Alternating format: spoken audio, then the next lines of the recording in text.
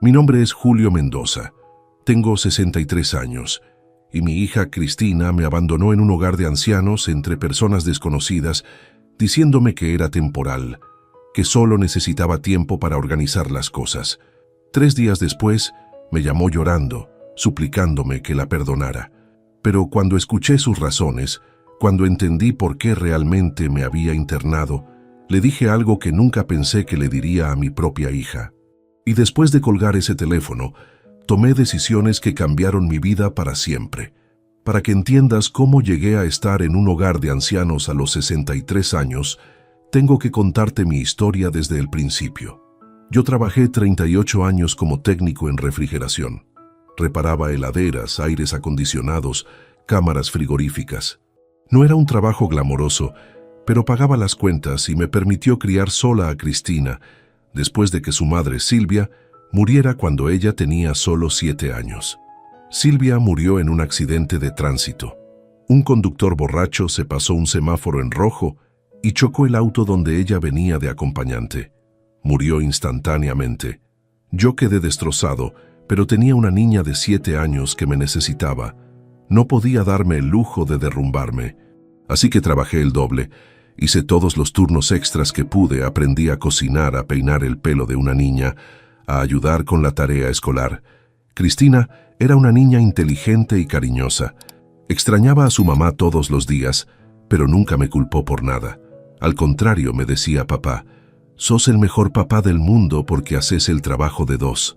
Esas palabras me daban fuerzas para seguir cuando estaba agotado, cuando las cuentas no alcanzaban, cuando me sentía solo y abrumado. Le di la mejor educación que pude. Fue a buenas escuelas, después estudió administración de empresas en la universidad. Yo pagué cada peso de su carrera, trabajando incluso los domingos y feriados. Cuando se graduó, lloré de orgullo. Mi hija, la hija de un técnico de refrigeración, era licenciada universitaria. Silvia habría estado tan orgullosa. Cristina consiguió un buen trabajo en una empresa multinacional. Conoció a Federico, un gerente de ventas, y se casaron cuando ella tenía 26 años. La boda fue hermosa. Yo gasté todos mis ahorros en darle la fiesta que se merecía. Quería que tuviera el día perfecto, el día que su mamá habría querido para ella. Tuvieron 2 hijos, Valentina y Lucas, mis únicos nietos. Cuando nacieron yo era el abuelo más feliz del mundo. Los cuidaba cada vez que Cristina y Federico me lo pedían. Me encantaba jugar con ellos, llevarlos al parque, contarles historias sobre su abuela Silvia y sobre cuando su mamá era chica. Pero hace 3 años, algo cambió. Federico perdió su trabajo. La empresa donde trabajaba cerró operaciones en el país. De repente, de tener 2 sueldos buenos pasaron a tener solo el de Cristina, y aunque ella ganaba bien, no era suficiente para mantener el estilo de vida que tenían. La casa grande en el barrio privado, el auto nuevo, las escuelas privadas de los chicos, las vacaciones en la playa cada verano. Empezaron los problemas económicos. Cristina me pedía dinero prestado cada vez más seguido. «Papá, ¿me podés ayudar con la cuota del colegio? Papá, necesito para arreglar el auto». Papá, se rompió el lavarropas. Yo le daba lo que podía, aunque mi jubilación de técnico no era mucha. Pero nunca me devolvía nada. Siempre era «este mes te pago, papá». Pero ese mes nunca llegaba. Federico no conseguía trabajo. Según Cristina, el mercado estaba difícil. No había oportunidades para alguien de su edad y experiencia. Pero yo veía que Federico no se esforzaba mucho. Cuando iba a visitarlos, lo encontraba tirado en el sofá mirando televisión. Papá Julio, me decía, «Ya mandé currículums a todos lados. Ahora es cuestión de esperar». Los pedidos de dinero se intensificaron. Después de 2 años ayudándolos, mis ahorros se habían agotado. Le dije a Cristina que ya no podía darle más, que mi jubilación apenas me alcanzaba para vivir. Ella se enojó. «Papá, vos vivís solo en esa casa enorme. Véndela y venite a vivir con nosotros. Así nos ayudás económicamente y nosotros te cuidamos». La casa donde yo vivía era pequeña, no enorme. 2 habitaciones, un baño, cocina y living. La había comprado con Silvia hacía 35 años. Era nuestro sueño, nuestro refugio. Cada rincón tenía recuerdos de ella, de Cristina creciendo. No quería venderla. Le dije que no, que prefería quedarme en mi casa. Cristina insistió durante meses. Cada visita traía el mismo tema. Papá, no es razonable que estés solo en esa casa. ¿Qué pasa si te sentís mal y no hay nadie? Papá, nosotros realmente necesitamos la ayuda. Si vendés la casa podés comprar algo más chico y con lo que sobre nos ayudás a salir adelante. Yo me negaba. Esa casa era todo lo que me quedaba de mi vida con Silvia. Hace 6 meses, Cristina cambió de estrategia. Ya no me pedía que vendiera. Empezó a hablar de mi salud. Papá, te veo muy cansado. Papá, ¿estás comiendo bien? Papá, a tu edad vivir solo es peligroso. Yo le decía que estaba perfectamente bien, que tenía 63 años, no 93. Pero ella insistía. Papá, deberías hacerte un chequeo médico completo. Me convenció de ir al médico. Me hicieron análisis de sangre, electrocardiograma, placas. Todo salió normal para mi edad. Don Julio, me dijo el doctor, está usted en excelente forma. Siga cuidándose así. Pero cuando le mostré los resultados a Cristina, ella encontró problemas donde no los había. Papá, mira este valor, está en el límite. Papá, el doctor dijo que te cuides. Eso significa que no estás bien. Empezó a llevarme a otros médicos. A un cardiólogo que dijo que mi corazón estaba perfecto, pero que a mi edad debía hacer controles anuales. Cristina interpretó eso como que mi corazón estaba fallando. A un neurólogo que dijo que mi memoria estaba bien, pero que es normal olvidar cositas a los 60. Cristina dijo que eso era señal de deterioro cognitivo. Me di cuenta de que estaba construyendo un caso, creando una narrativa de que yo estaba enfermo, incapaz de cuidarme solo, pero no entendía por qué. Hasta ese día, hace 2 semanas, cuando todo se aclaró de la peor manera posible. Cristina vino a mi casa un miércoles por la tarde. Papá, necesitamos hablar seriamente. Se sentó en el sofá con cara grave. He estado consultando con especialistas en geriatría. Ellos coinciden en que a tu edad, con tus condiciones de salud, no es seguro que vivas solo. ¿Qué condiciones de salud?, le pregunté. Todos los médicos dijeron que estoy bien.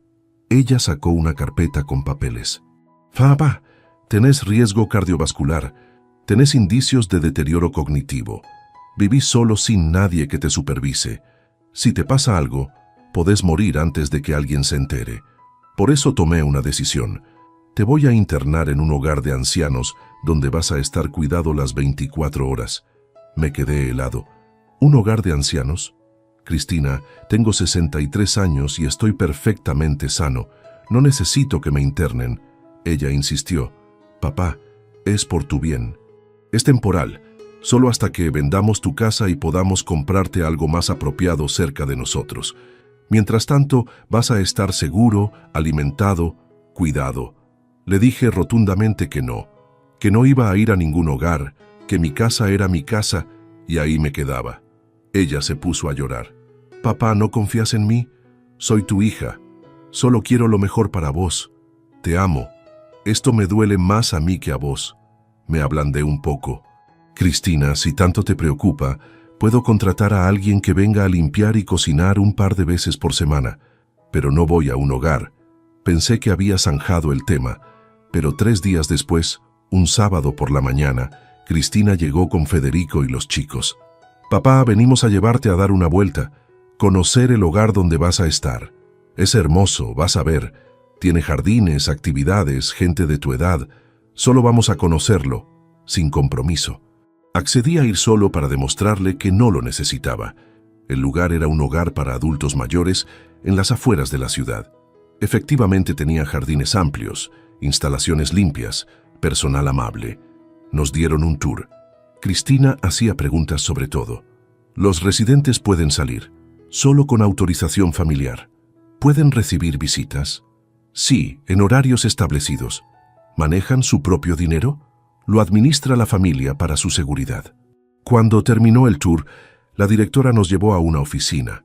Señora Cristina, si ya tomó la decisión, podemos hacer el ingreso hoy mismo. Tenemos una habitación disponible. ¿Ingreso hoy?, le dije a Cristina. Dijiste que solo veníamos a conocer. Cristina me tomó la mano. Papá, pensé que después de ver lo lindo que es ibas a querer quedarte. Es mejor hacerlo de una vez, como arrancar una curita.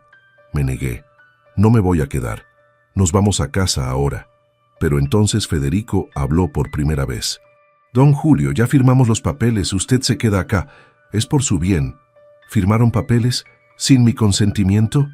Cristina sacó documentos de su cartera. Papá, tengo un poder notarial sobre vos. Un médico psiquiatra te evaluó y determinó que no estás en condiciones de tomar decisiones por vos mismo. Yo soy tu tutora legal ahora. No podía creerlo. ¿Cuándo un psiquiatra me evaluó? Cristina me recordó una visita al médico hace un mes. Ese doctor que hizo preguntas raras sobre mi memoria, sobre mi estado de ánimo. No fue un chequeo de rutina, fue una evaluación de capacidad mental. Y Cristina había conseguido que declarara que yo no era competente para manejar mis propios asuntos. Empecé a alterarme. Esto es secuestro, no pueden hacer esto. Llamé a la directora. Señora, yo no quiero estar acá. Me están trayendo contra mi voluntad. Ella me miró con lástima. Señor Julio, entiendo que es difícil aceptarlo. Todos los residentes pasan por esta etapa de negación. Pero su hija tiene la tutela legal. Ella decide qué es mejor para usted. Traté de salir, pero Federico me bloqueó. Don Julio, no se ponga difícil. Los enfermeros vinieron. Con palabras suaves pero firmes, me llevaron a una habitación. Es solo temporal, papá, me decía Cristina llorando. Solo hasta que vendamos la casa y arreglemos todo. Vas a ver que te vas a acostumbrar. Te amo. Y se fueron. Me dejaron ahí, encerrado en una habitación con muebles institucionales, paredes blancas, olor a desinfectante. Los primeros 2 días fueron horribles. Lloré de rabia, de impotencia. Pedí hablar con un abogado, pero me dijeron que necesitaba autorización de mi tutora. Pedí que me dejaran llamar a amigos, pero me dijeron que mi hija había dado instrucciones de que no recibiera visitas ni llamadas hasta que me estabilizara emocionalmente. Estaba prisionero. La habitación era pequeña, pero limpia. Una cama individual, un armario, una silla junto a la ventana que daba al jardín. Compartía baño con otros 3 residentes del pasillo. La comida era institucional, sin sabor, servida en bandejas de plástico. Las enfermeras eran amables pero distantes, tratándonos a todos como niños grandes que necesitaban supervisión constante. Había un hombre en la habitación de al lado, don Eliseo, de 82 años. Llevaba 3 años ahí. Su familia lo visitaba una vez cada 2 meses. Me contó su historia. Mis hijos me pusieron acá porque era más cómodo para ellos que cuidarme. Dijeron que era temporal, pero ya van 3 años. Me acostumbré. ¿Qué más puedo hacer? Su resignación me asustó. No quería terminar así. No quería acostumbrarme. No quería que mi espíritu se rompiera hasta aceptar que esto era mi destino. Tenía 63 años. Todavía podía caminar, pensar, hacer cosas. No iba a dejar que Cristina me robara los años que me quedaban. El tercer día, Cristina me llamó. Su voz sonaba extraña, agitada, desesperada. «Papá, necesito que me escuches. Perdóname, por favor, cometí un error terrible. Te voy a sacar de ahí hoy mismo». Estaba llorando descontroladamente. Pensé que finalmente había entrado en razón, que se había dado cuenta de lo que me había hecho, que su conciencia la estaba comiendo viva. Pero entonces empezó a explicar. «Papá, cuando te interné, firmé unos papeles que no leí bien. Pensé que solo eran papeles de admisión. Pero había una cláusula que decía que si no pagaba las cuotas mensuales del hogar, ellos tenían derecho a ejecutar la garantía que puse. Y papá, puse tu casa como garantía. Las cuotas son de 150,000 pesos por mes. No puedo pagarlas. El hogar me llamó hoy diciendo que si no pago el mes completo en 3 días, van a iniciar el proceso de venta de tu casa para cobrarse. El mundo se me detuvo. Ahí lo entendí todo. Cristina no me había internado por mi bien. No era porque le preocupaba mi salud. No era porque me amaba y quería protegerme.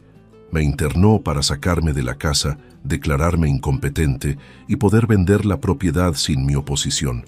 El plan era quedarse con el dinero de la venta, decir que lo usaría para mi cuidado, y en realidad usarlo para resolver sus problemas económicos. Pero había cometido un error. No había leído bien el contrato del hogar. Pensó que podía internarme, controlar mi dinero y vender la casa a su ritmo. No contó con que el hogar le cobraría cuotas altísimas desde el primer día y que si no pagaba, ellos ejecutarían la garantía y se quedarían con la casa. Su plan de robarme se había vuelto contra ella. «Papá, por favor», me suplicaba por teléfono sollozando, «decime que me perdonás». No sabía qué hacer. Estamos por perder todo. Federico sigue sin trabajo. Los chicos necesitan tanto. Vi tu casa ahí vacía y pensé que podíamos resolverlo todo si la vendíamos. Iba a darte parte del dinero, papá. No iba a dejarte sin nada. Solo necesitaba ayuda. Parte del dinero, de mi propia casa, como si me estuviera haciendo un favor. Le pregunté con voz temblorosa, «Cristina, ¿cuándo planeabas esto?» «Desde hace 4 meses, papá. Cuando conseguí ese psiquiatra que te evaluara. Cuando conseguí la tutela, todo estaba organizado. Pero arruiné todo por no leer bien los papeles. Perdóname. 4 meses. Durante 4 meses, mi hija había estado planeando cómo declararme loco, cómo encerrarme, cómo robarme. Cada visita donde me decía que me amaba, cada llamada preguntando cómo estaba, cada preocupación fingida por mi salud, todo era parte de un plan para despojarme de lo único que tenía. Y ahora lloraba no porque me había hecho daño, sino porque su plan había salido mal. «Papá, ¿me perdonás?», seguía preguntando entre sollozos. «Necesito que me perdones, necesito que me ayudes. Si perdemos la casa, perdemos todo. Los chicos van a sufrir. ¿Querés que tus nietos sufran?». La rabia que sentí en ese momento era algo que nunca había experimentado. Una rabia fría, profunda, que me llenaba todo el cuerpo.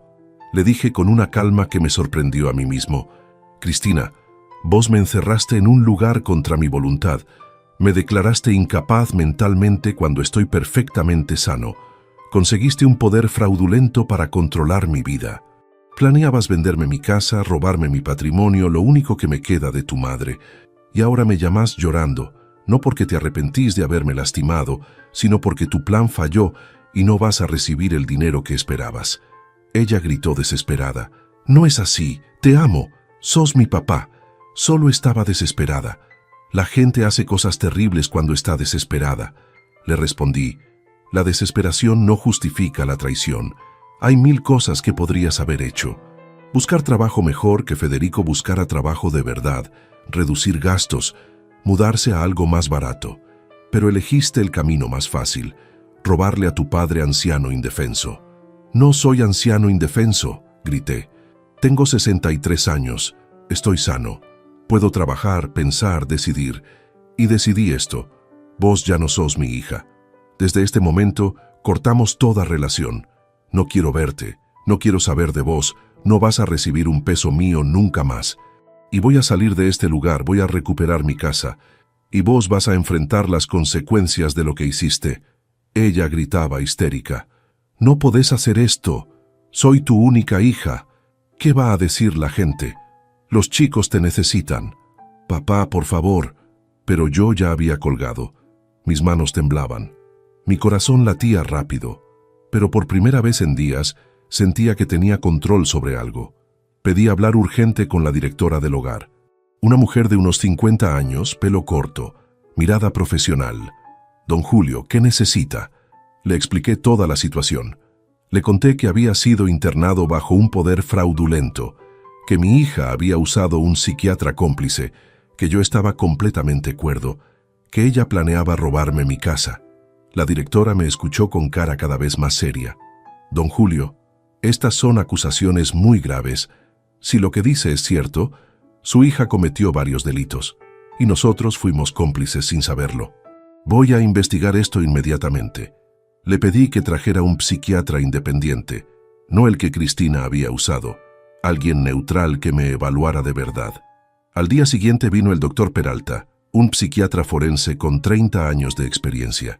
Me evaluó durante 3 horas. Pruebas cognitivas, memoria, razonamiento lógico, estado emocional.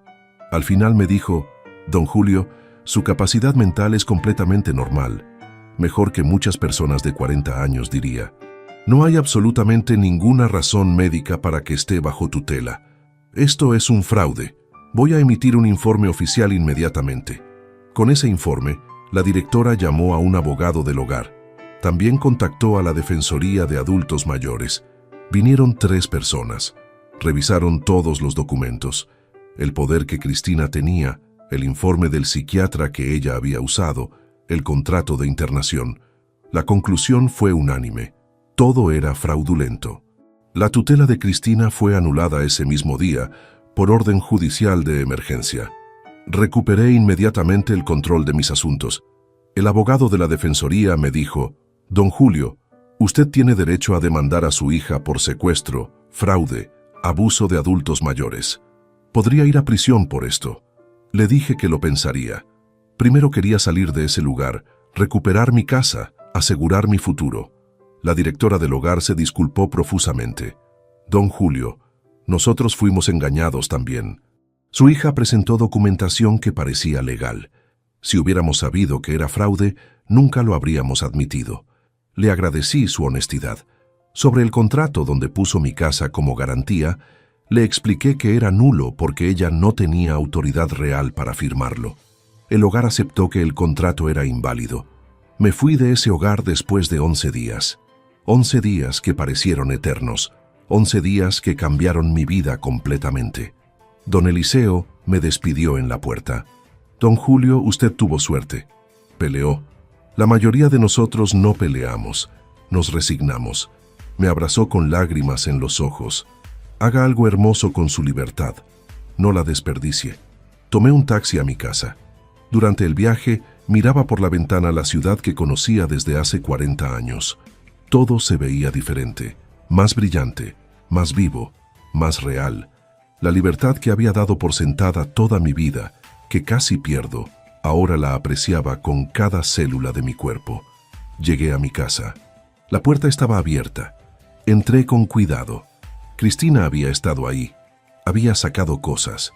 Las joyas de Silvia que guardaba en una caja en mi armario. El televisor nuevo que había comprado hace 6 meses. Mis herramientas del garaje. Electrodomésticos pequeños. Todo lo que podía vender rápido para conseguir dinero. Me senté en el sofá de la sala, el mismo donde Silvia y yo habíamos pasado tantas tardes viendo películas, el mismo donde había mecido a Cristina cuando era bebé y no podía dormir. Y lloré.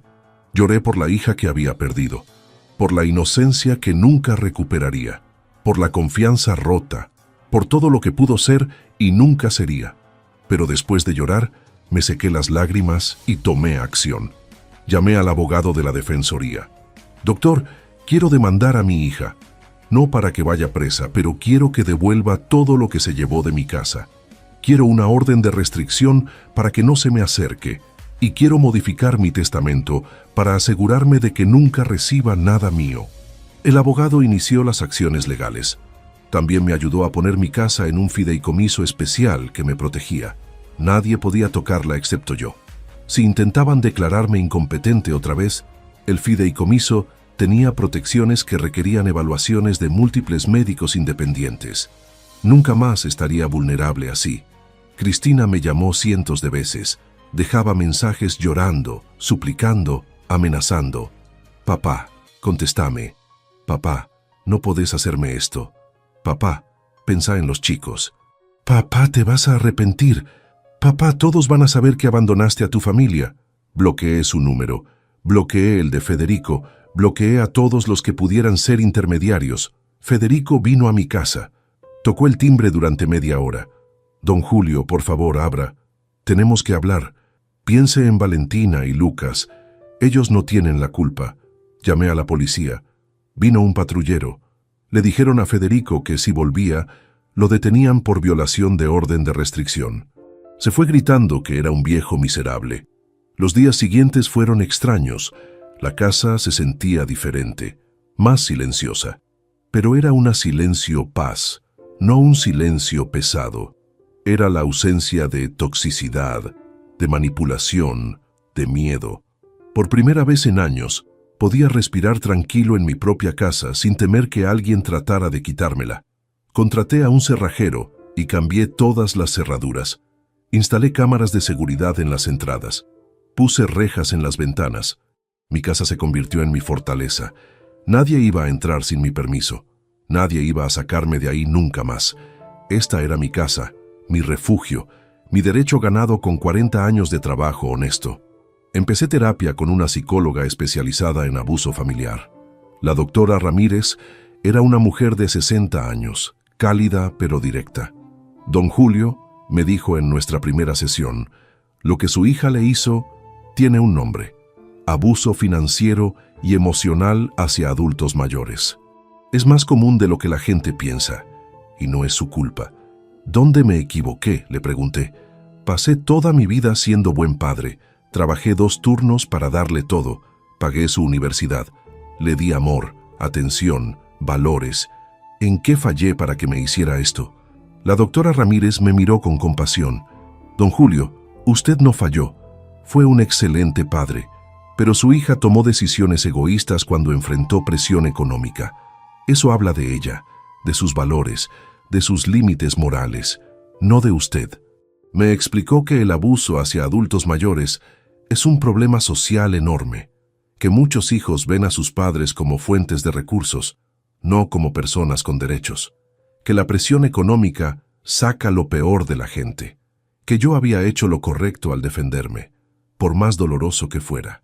Sus palabras me ayudaron, pero el dolor seguía ahí. Me uní a un grupo de apoyo para víctimas de abuso por parte de familiares. Nos reuníamos todos los martes en un centro comunitario. Éramos 12, cada uno con historias desgarradoras.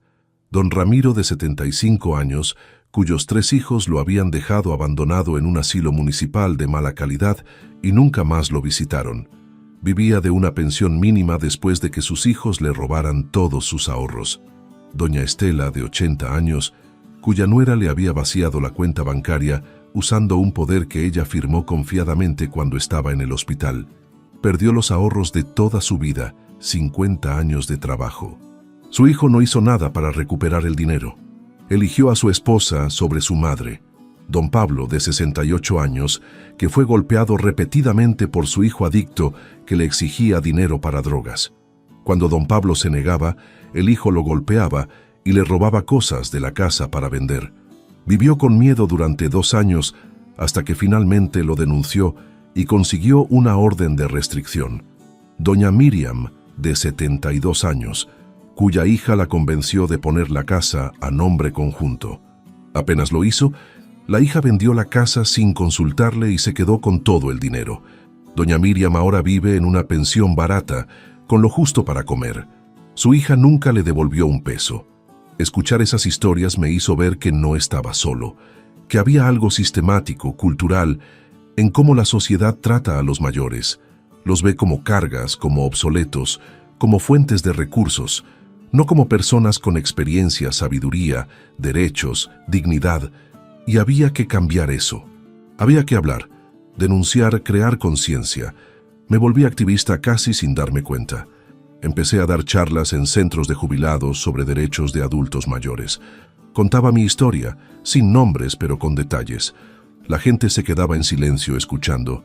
Después del café, muchos se acercaban llorando, contándome sus propias historias de abuso por parte de hijos, nietos, cuidadores.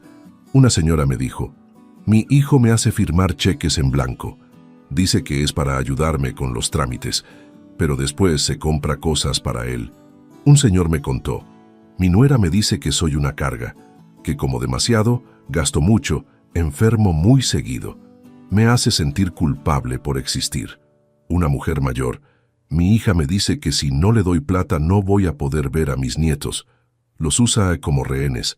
Conecté a todas estas personas con el abogado de la Defensoría, con la doctora Ramírez, con organizaciones que podían ayudar.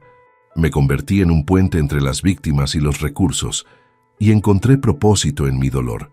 Si lo que me pasó podía servir para ayudar a otros, entonces había algo de sentido en todo esto. La doctora Ramírez me dijo un día: don Julio, usted está haciendo un trabajo increíble. Está convirtiendo su trauma en acción social. Eso es resiliencia en su máxima expresión. Le agradecí, pero le dije que no me sentía heroico. Me sentía enojado, traicionado, dolido. Solo estaba canalizando esas emociones en algo productivo para no volverme amargo. 6 meses después de salir del hogar, mi vida había cambiado radicalmente. Ya no era el abuelo que esperaba visitas de su familia los domingos. Era un activista, un educador, un sobreviviente que ayudaba a otros sobrevivientes. Tenía propósito, comunidad, amigos verdaderos. Don Ramiro se había convertido en mi mejor amigo. Tomábamos café todos los jueves y compartíamos nuestras historias, nuestros dolores, nuestros pequeños triunfos. Doña Estela me enseñaba a cocinar. Venía a mi casa los sábados y me mostraba cómo hacer los platos que su difunta esposa preparaba. Mientras cocinábamos, hablábamos de nuestras vidas, de lo que habíamos perdido, de lo que habíamos ganado. Don Pablo y yo jugábamos ajedrez todos los martes después del grupo de apoyo. En silencio, moviendo piezas, encontrábamos compañía sin necesidad de palabras.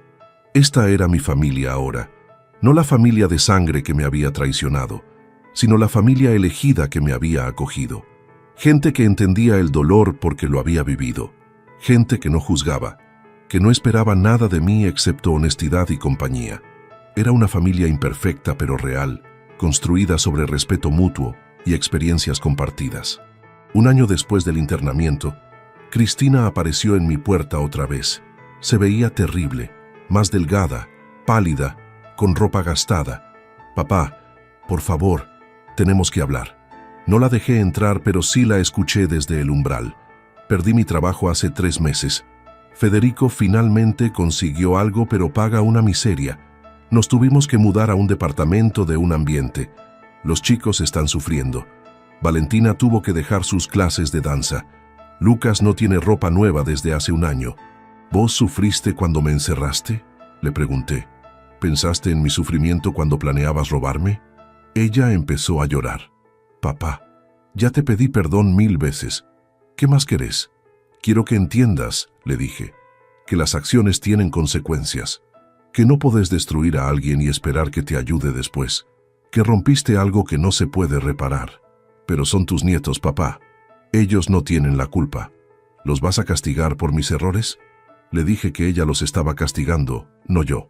Que ella eligió intentar robarme en lugar de buscar soluciones honestas. Que ella destruyó la relación entre ellos y yo con sus mentiras. Que esa responsabilidad era suya, toda suya. Se enojó entonces. Las lágrimas se convirtieron en rabia. «Sos un viejo egoísta y rencoroso. No te importa nadie más que vos mismo. Mamá estaría avergonzada de vos». Esa mención de Silvia me dolió, pero no me quebró. «Tu mamá», le respondí, «me enseñó que el amor tiene límites, que hay cosas que no se perdonan, y que la dignidad es más importante que la conveniencia. Ella entendería exactamente por qué hice lo que hice». Cristina se fue gritando que era un miserable, que algún día me iba a arrepentir, que cuando fuera viejo de verdad y necesitara ayuda, no iba a tener a nadie, que los nietos nunca me perdonarían. Cerré la puerta y me apoyé contra ella, temblando. Don Ramiro, que estaba adentro tomando café conmigo, me puso una mano en el hombro. «Hiciste bien, Julio. Mantuviste tus límites. Eso es fortaleza, no crueldad. Ahora tengo 64 años. Ha pasado un año completo desde que salí de ese hogar, un año desde que recuperé mi libertad y mi dignidad. Mi vida es completamente diferente de lo que imaginé. Pensé que a esta edad estaría disfrutando de mis nietos, viendo crecer a Valentina y Lucas, siendo el abuelo sabio que transmite historias familiares. Pero la vida tenía otros planes. Perdí a mi hija, pero gané una comunidad. Perdí a mis nietos, pero gané propósito. Perdí la ilusión de la familia perfecta, pero gané verdad y autenticidad. Y honestamente, no cambiaría lo que tengo ahora por volver a esa época de ser usado y manipulado bajo la máscara del amor familiar. ¿Extraño a Cristina? Extraño a la niña que era, a la que me abrazaba y me decía que era el mejor papá. Pero esa niña creció y se convirtió en una mujer capaz de cosas terribles. Y esa mujer no es alguien que quiero en mi vida. He hecho las paces con esa pérdida. Duele, pero es necesario. ¿Extraño a mis nietos? Todos los días. Valentina tendría 15, Lucas 13. Me pregunto qué les gusta, qué sueñan, en qué se están convirtiendo, pero también sé que mientras estén siendo criados por Cristina, la relación que tendríamos no sería sana. Ella los usaría como herramientas de manipulación, como palancas emocionales para sacarme dinero. Dejé algo para ellos en mi testamento modificado. Cuando sean mayores de edad, cuando puedan buscarme por sí mismos si quieren, van a recibir una herencia en fideicomiso, junto con cartas que escribo periódicamente, contándoles mi versión de todo, explicándoles por qué su abuelo tuvo que alejarse. Después ellos decidirán. Si quieren conocerme, mi puerta estará abierta. Si no, respetaré su decisión. Mi mensaje para otros adultos mayores que están siendo maltratados por sus familias es este: no se queden callados por vergüenza o por culpa. El abuso familiar hacia ancianos es real, es común y es criminal. Tus hijos no tienen derecho a robarte, encerrarte, manipularte, maltratarte. No importa cuántos años tengas, mereces dignidad y respeto. No tengas miedo de denunciar. Sí, es tu hijo, tu hija, tu nieto, pero ante todo sos una persona con derechos. Hay leyes que te protegen, hay organizaciones que te ayudan, hay abogados especializados. No estás solo, no sos una carga, no mereces el maltrato solo porque sos mayor. Y para hijos adultos que están pasando problemas económicos, les digo, entiendo la desesperación. La he visto en los ojos de Cristina. Entiendo sentir que no hay salida, que todo se está derrumbando. Pero tus padres mayores no son la solución a tus problemas. Son personas que merecen vivir sus últimos años en paz, no siendo explotadas. Pedir ayuda está bien, explicar tu situación está bien, pero robar, manipular, encerrar, abusar, nunca está bien. Las consecuencias de esas acciones son permanentes. Yo nunca voy a perdonar a Cristina. Nunca voy a olvidar que planeó robarme durante meses. Esa relación murió, y esa muerte es responsabilidad de ella, no mía. Entonces, a vos que me escuchaste hasta acá, que seguiste esta historia de traición y supervivencia, te digo, defendé tu dignidad siempre, no importa quién te lastime. El abuso es abuso, la traición es traición, y tenés derecho a poner límites, a cortar relaciones tóxicas, a elegir tu paz sobre la obligación familiar. Mi hija me abandonó en un hogar entre desconocidos.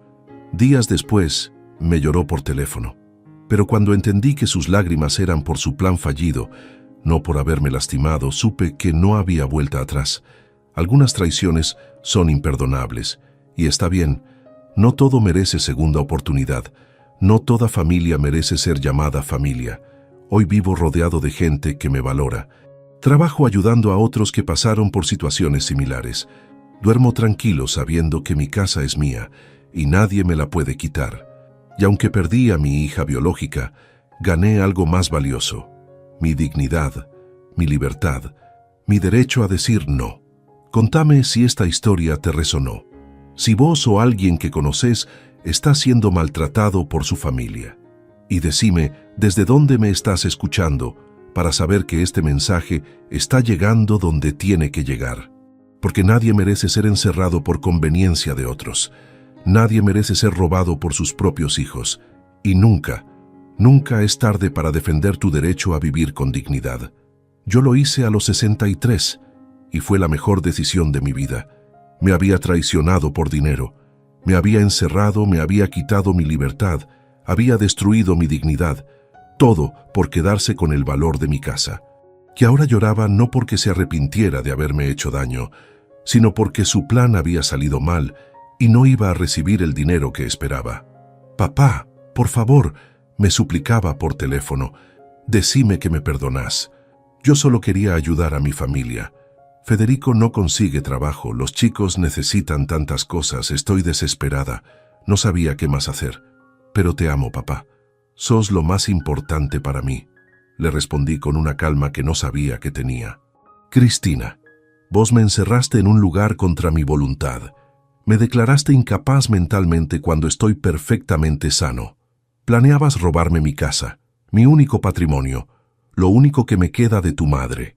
Y ahora me llamás llorando, no porque te arrepentís de haberme lastimado, sino porque tu plan falló. No, Cristina, no te perdono.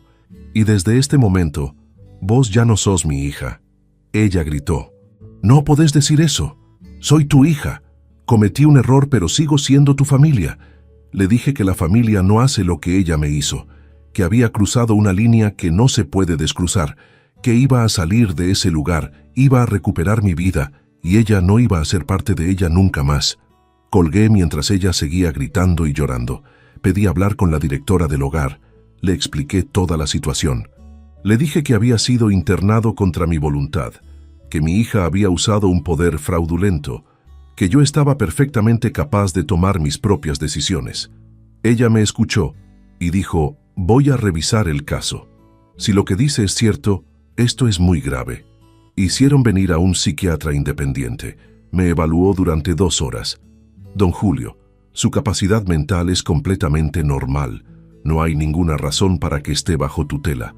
Esto es un error o un fraude. Voy a emitir un informe inmediatamente. Con ese informe, la tutela de Cristina fue anulada. Recuperé el control de mis asuntos. La directora me ofreció quedarme si quería, pagando directamente yo, o irme si prefería. Le dije que me iba. Pero antes tengo que resolver lo de mi casa. Ella me explicó que Cristina había firmado un contrato donde ponía mi casa como garantía. Si no pagaba las cuotas del hogar en 3 días, el hogar podía ejecutar la venta. Pero como la tutela era fraudulenta, el contrato era nulo. Contraté un abogado. Le mostré todos los documentos, le expliqué todo. Él dijo: esto es secuestro, fraude, abuso de confianza. Su hija puede ir presa. Vamos a anular todo y además demandarla por daños. Le dije que no quería que fuera presa, solo quería recuperar mi vida y que me dejara en paz. El abogado trabajó rápido. En una semana, todos los documentos fraudulentos fueron anulados. La casa seguía siendo mía. La tutela no existía, yo era libre. Salí del hogar después de 11 días de encierro. 11 días que se sintieron como una eternidad. 11 días que me enseñaron quién era realmente mi hija. Volví a mi casa. Cristina había entrado mientras yo estaba internado y había sacado cosas de valor. Las joyas de Silvia, mi televisor nuevo, herramientas. Cuando la confronté, dijo que necesitaba vender esas cosas para pagar deudas. Le dije que era robo y que o devolvía todo o llamaba a la policía. Devolvió algunas cosas, pero otras ya las había vendido. Federico vino a mi casa a suplicar: Don Julio, por favor, piense en sus nietos. Ellos lo aman. No puede cortar lazos con Cristina por un malentendido. Le dije que no era un malentendido, era una traición calculada, planeada, ejecutada con frialdad, que Cristina había elegido el dinero sobre su padre, y que esa decisión tenía consecuencias permanentes. Los nietos, Valentina y Lucas, no entendían qué pasaba. Solo sabían que el abuelo estaba enojado con mamá. Cristina les dijo que yo estaba enfermo, confundido, que no sabía lo que decía. Les mintió como me había mentido a mí durante meses. Eso me dolió más que todo, usar a los niños como escudo, manipularlos contra mí. Decidí hacer cambios radicales en mi vida. Primero, puse la casa en un fideicomiso que me protegía legalmente. Nadie podía tocarla excepto yo. Segundo, cambié mi testamento. Cristina ya no heredaría nada. Todo iría a una fundación que ayuda a adultos mayores víctimas de abuso familiar. Tercero, corté todo contacto con Cristina y Federico. Los primeros meses fueron duros. Extrañaba a mis nietos terriblemente, pero sabía que si cedía, si perdonaba fácilmente, Cristina volvería a intentar lo mismo apenas tuviera oportunidad. Había mostrado su verdadero rostro. Una persona capaz de encerrar a su padre sano en un asilo para robarle es capaz de cualquier cosa. Empecé terapia con una psicóloga especializada en abuso familiar. Me ayudó a procesar la traición, el dolor, la sensación de haber fallado como padre. ¿Dónde me equivoqué?, le pregunté. ¿Qué hice mal para que mi hija me hiciera esto? La psicóloga me dijo que no era mi culpa, que yo había sido un buen padre, que Cristina había tomado decisiones egoístas por desesperación económica y que eso hablaba de ella, no de mí. También me uní a un grupo de apoyo para víctimas de abuso por parte de familiares. Ahí conocí historias peores que la mía. Don Ramiro, de 75 años, cuyos hijos lo habían dejado abandonado en un asilo municipal y nunca más lo visitaron. Doña Estela, de 80, cuya nuera le robó todos sus ahorros de jubilación. don Pablo, de 68, que fue golpeado por su hijo adicto. Escuchar esas historias me hizo ver que no estaba solo, que el abuso hacia adultos mayores es más común de lo que se piensa, que muchas familias ven a sus ancianos como cargas o como fuentes de dinero, no como personas con derechos y dignidad, y que había que hablar de esto, denunciarlo, crear conciencia. Empecé a dar charlas en centros comunitarios sobre mis derechos como adulto mayor. Contaba mi historia, advertía sobre señales de alarma, enseñaba cómo protegerse legalmente. Mucha gente se acercaba después llorando, contándome situaciones similares. Les daba el contacto de mi abogado, de organizaciones que podían ayudar. Mi vida cambió completamente. Ya no era el abuelo que esperaba visitas de su familia. Era un activista, un educador, un sobreviviente que usaba su experiencia para ayudar a otros. Encontré propósito en el dolor y descubrí que la familia no es solo sangre. Es la gente que te respeta, te valora, te cuida. Hice amigos nuevos en el grupo de apoyo. Don Ramiro se volvió mi mejor amigo. Compartimos cenas, salidas, conversaciones profundas sobre nuestras vidas. Doña Estela me enseñó a cocinar platos que su difunta esposa hacía. Don Pablo y yo jugamos ajedrez todos los jueves. Esta era mi familia ahora, elegida, no impuesta. 6 meses después de salir del hogar, Cristina apareció en mi puerta. Se veía demacrada, más delgada, con ojeras profundas. «Papá, necesito hablar con vos». La dejé pasar, pero no porque la hubiera perdonado, sino porque quería escuchar qué tenía que decir. Se sentó en el sofá y empezó a llorar. «Papá, perdí mi trabajo. Federico sigue sin conseguir nada. Nos van a desalojar del departamento. No tenemos a dónde ir. Los chicos están sufriendo». Me preguntó si podíamos mudarnos temporalmente a mi casa. «Solo hasta que nos recuperemos económicamente, papá. Te prometo que esta vez va a ser diferente.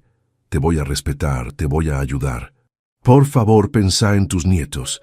Le dije que no, que mi casa era mi espacio seguro y ella lo había violado, que entendía que estaba en problemas, pero que esos problemas eran consecuencia de sus decisiones.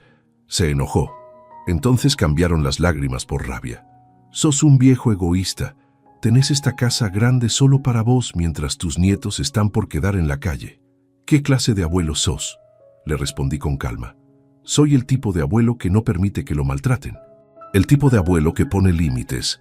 El tipo de abuelo que prefiere estar solo que ser usado. Te ayudé durante años hasta que se me acabaron los ahorros. Y cuando ya no tenía más dinero para darte, decidiste robarme. Ahora cosechás lo que sembraste». Se fue gritando que era un miserable, que algún día me iba a arrepentir, que los nietos nunca me perdonarían por haberlos abandonado. Pero yo no los había abandonado. Ella los había usado como herramienta de manipulación. Ella había destruido la relación entre ellos y yo con sus mentiras. Esa responsabilidad era suya, no mía. 1 año después del internamiento, mi vida está mejor que nunca. Tengo amigos verdaderos, actividades que me dan propósito, paz mental. Mi salud está excelente. Camino todos los días, como sano, duermo bien.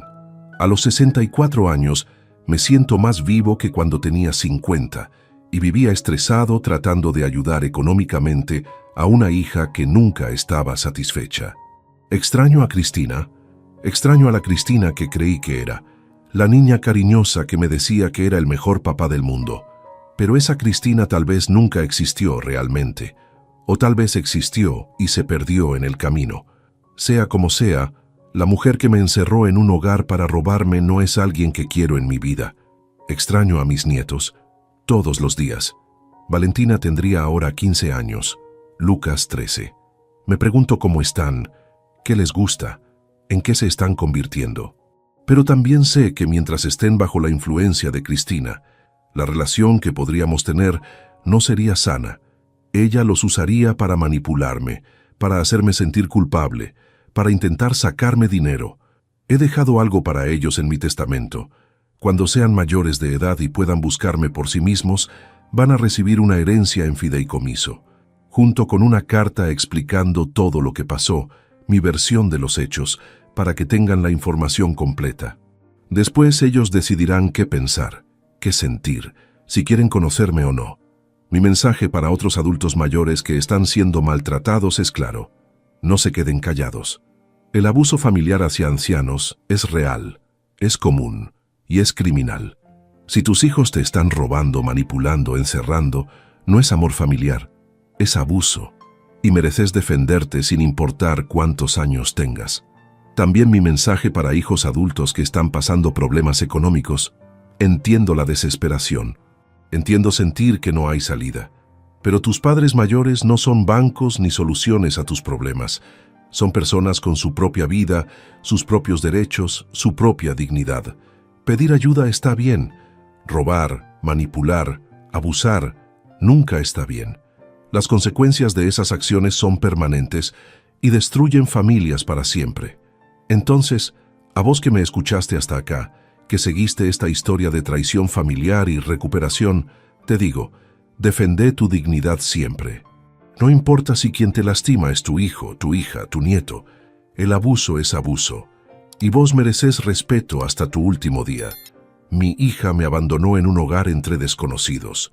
Días después me lloró por teléfono, pero sus lágrimas no eran de arrepentimiento genuino, eran de frustración porque su plan de robarme había fallado, y cuando entendí eso, supe que no había vuelta atrás. Algunas traiciones no se perdonan, y está bien. El perdón no es obligatorio cuando el daño es tan profundo. Hoy vivo en paz, rodeado de gente que me valora por quien soy, no por lo que tengo. Y aunque perdí a mi hija biológica, gané una familia elegida que me respeta y me cuida. A veces la vida te quita algo para darte algo mejor. Y yo elegí quedarme con lo mejor: mi dignidad, mi libertad, mi derecho a vivir sin miedo. Contame si esta historia te resonó, si vos o alguien que conoces está pasando por algo similar. Y decime desde dónde me estás escuchando para saber que este mensaje está llegando donde tiene que llegar. Porque nadie merece ser maltratado por su familia. Nadie merece ser encerrado por conveniencia de otros. Y nunca es tarde para defender tu derecho a vivir con dignidad.